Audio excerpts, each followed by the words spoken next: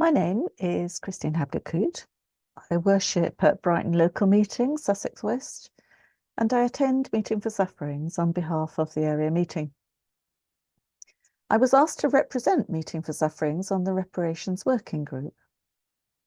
I bring the experience of having been part of the yearly meeting epistle drafting group in 2021 and its convener in 2022. I sat through all the business of the yearly meetings, watching as themes emerged from ministry and observing the movement of the Spirit. Since 2022, I've continued to ponder the stories about our yearly meetings in 1727, 1757, 1758, 1761, 1784, and 1785. Friends in London discerned that involvement by Quakers in the slave trade was not commendable or allowed, and that Friends should avoid reaping unrighteous profits from the iniquitous practice of dealing in slaves. But there was so little response from monthly meetings that it was later recommended that any Quakers continuing to benefit from the slave trade should be disowned. It sounds as if there was still little action. In 2022, Minute 27 said, "Love and justice require us to consider deeply how the Society of Friends in Britain might make financial and other reparation for our part in the wrongdoings of the transatlantic slave trade."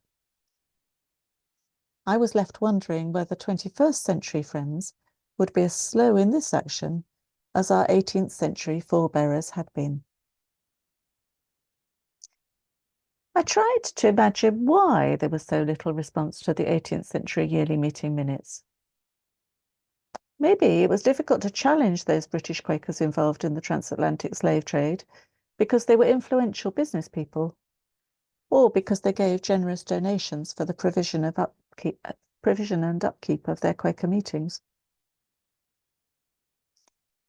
In the 21st century, Friends are busy with the day-to-day running of their meetings, the upkeep of buildings, their other responsibilities.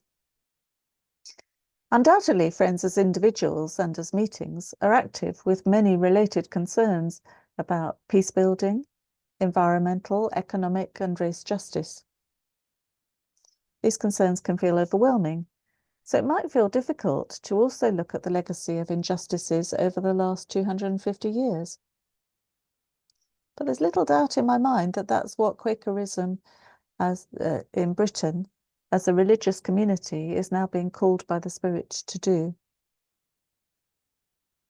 Will we take any action in response to the 2022 yearly meeting minutes about making reparations for Quaker involvement in and profit from transatlantic chattel slavery, colonialism, and economic exploitation? Although our Quaker processes sometimes delay action, we also have a reputation for starting seemingly impossible tasks, even when the final destination has not yet become obvious. The major signposts on our probable route are starting to become clear. We need to start taking some steps when we can.